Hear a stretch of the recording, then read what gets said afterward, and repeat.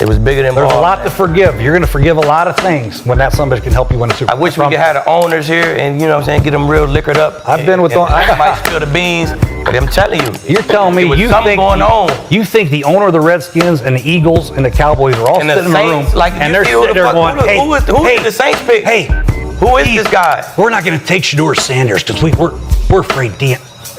You're out of your mind. We just saying, I didn't say they think Deion going to take his job. Mike Brown, the owner of the Bengals, ain't going to collude with anybody. There's no collusion with Mike Brown.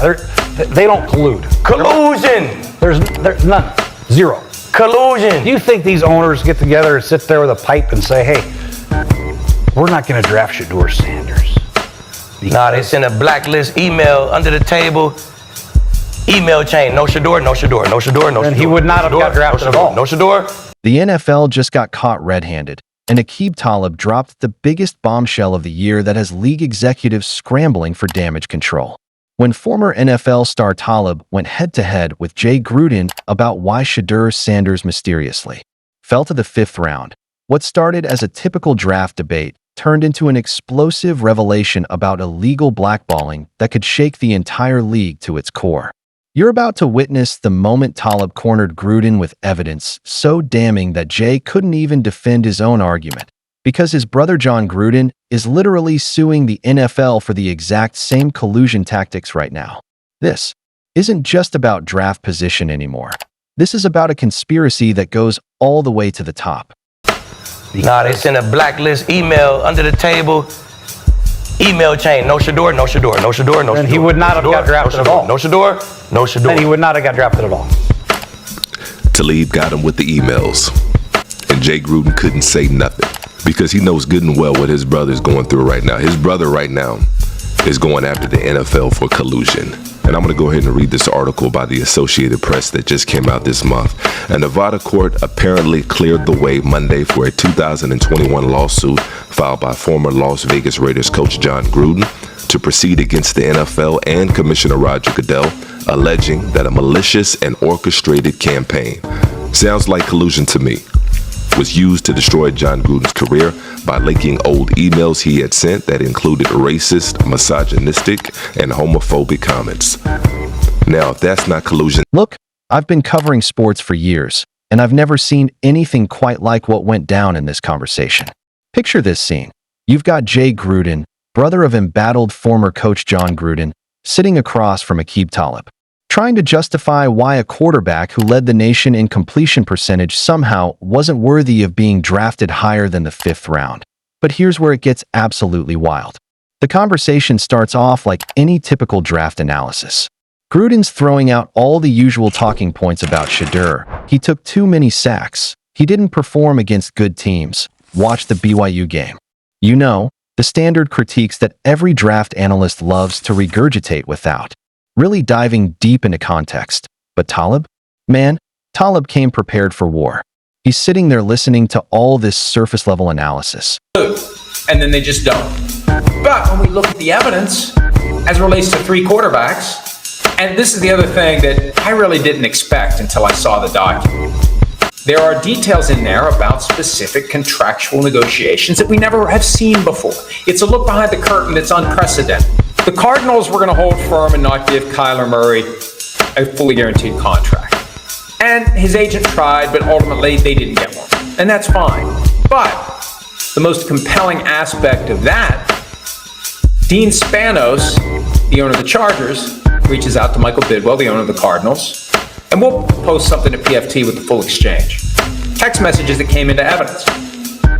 Spanos congratulated Bidwell on getting the deal done. Spanos said this will help us with our quarterback. In other words, because you didn't give Kyler Murray a fully guaranteed contract, because your deal is more like the pre-Deshaun Watson deals than the Deshaun Watson contract. And you can practically see him loading up his ammunition. Because what Gruden doesn't realize is that he's about to walk straight into the most devastating "I got you" moment in sports media this year. When Gruden starts going on about how nobody should be given the right to be a first-round pick just because of the name, Talib lets him dig his own grave. He's playing it cool, asking the simple question that would expose everything. So who was the first-round quarterback? Cam Ward. Gruden responds confidently. Then Talib pushes further. Jackson Dart was better than Shedeur. And when Gruden doubles down with a simple, yeah, that's when the trap is set. Now, let's be real about those stats for a second. Shedeur Sanders and Jackson Dart had virtually identical seasons. We're talking about two quarterbacks who put up remarkably similar numbers, with Shedeur actually finishing with more touchdown passes. Mississippi had an 11-2 record, sure, but that team was absolutely loaded with NFL talent. They had more players drafted than most programs could dream of. But here's what really gets me fired up about this whole situation. While Gruden's sitting there acting like Shedeur's fifth-round selection was some kind of natural evaluation, he's completely ignoring the elephant in the room. This is a kid who took 65 sacks behind one of the worst offensive lines in college football and still managed to throw for over 4,000 yards and 37 touchdowns.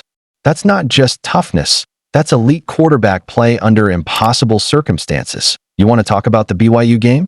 Fine, let's talk about it. One bad game doesn't define a player's entire career. Tom Brady had terrible games. Peyton Manning had terrible games. But somehow when it comes to Shedeur Sanders, one rough outing becomes the defining moment of his entire draft stock? Come on, man. That's not evaluation. That's selective criticism. And that's exactly when Talib decides to drop the nuclear bomb. That changes everything. You think the owner of the Redskins and the Eagles and the Cowboys are all in the room and they're sitting who? We're not going to take Shedeur Sanders because we're afraid of Dion. Gruden tries to play it off, acting like the idea of collusion is completely ridiculous. Get out of your mind, he says. There's no collusion. Zero collusion. But Talib? This man came with receipts. And what he says next is absolutely chilling. No. They send a blacklist email under the table email chain. No Shedeur. No Shedeur. No Shedeur.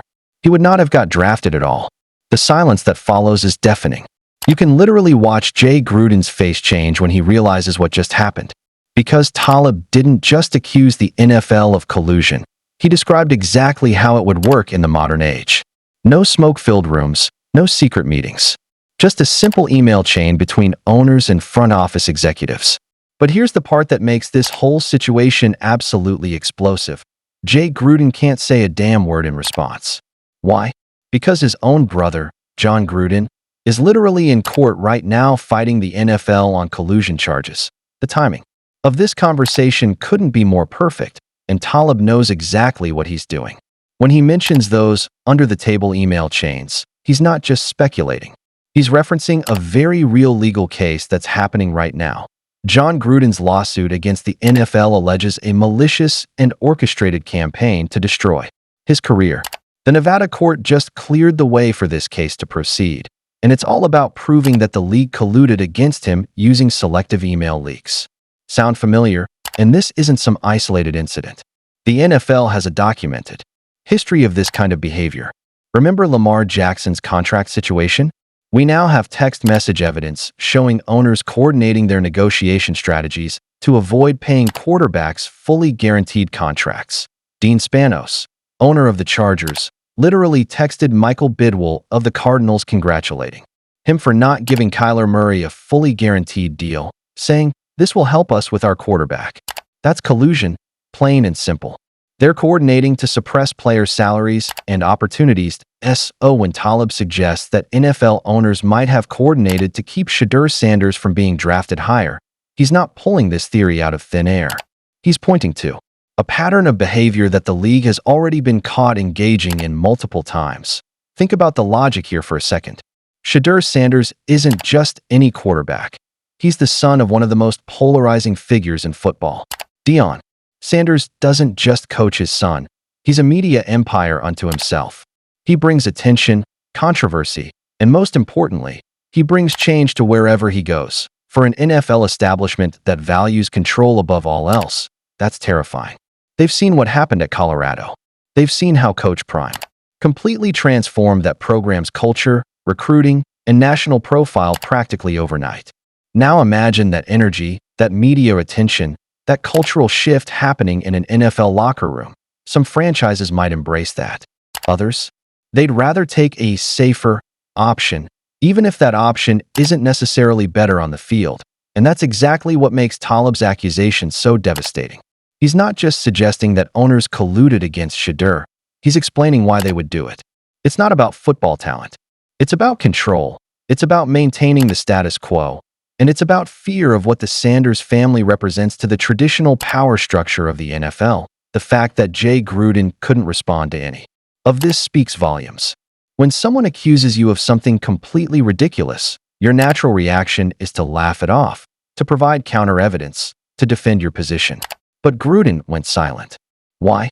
Because he knows better than anyone that these accusations aren't ridiculous at all. His brother is literally fighting this exact battle in court right now. Jon Gruden is trying to prove that NFL executives coordinated behind the scenes to destroy his career using selective email leaks and media manipulation. How can Jay possibly argue that this kind of coordination doesn't happen when his own family is living proof that it does? But let's get back to what this means for Shedeur Sanders specifically. Here's a young man who did everything right in college. He transferred to help his father rebuild a program that was in shambles. He took an absolutely brutal beating behind one of the worst offensive lines in college football. He completed passes at a higher rate than any quarterback in the country. He showed incredible toughness, incredible leadership, and incredible clutch performance in big moments. And yet somehow he falls to the 5th round while quarterbacks with similar or worse statistics go higher. That doesn't add up unless there are factors beyond football being considered. Look at his performance against Baylor in crunch time. 2 touchdown passes late in the game, one of which got dropped by his receiver. That's not choking under pressure. That's delivering when it matters most. But somehow that gets overshadowed by one bad game against BYU. The double standard is obvious. When other quarterbacks have bad games, it's explained away by poor supporting cast, bad weather, or just having an off day. When Shedeur Sanders has a bad game, it becomes evidence that he's not ready for the next level. This is exactly the kind of bias that leads to the type of coordination Talib is describing. It doesn't require a formal conspiracy. It just requires a shared understanding among decision-makers that certain players come with complications that go beyond their on-field performance. And here's what makes this whole situation even more infuriating. Shedeur Sanders is proving the doubters wrong every single day.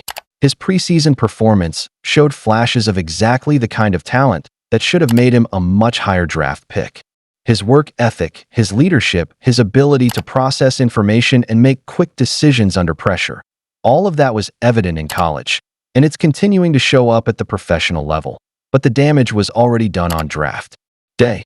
Instead of being given the opportunity to compete for a starting job from day one, he's having to work his way up from the 5th round, carrying the burden of proving himself in a way that quarterbacks with lesser college resumes didn't have to. The most frustrating part about all of this is that we may never get the full truth.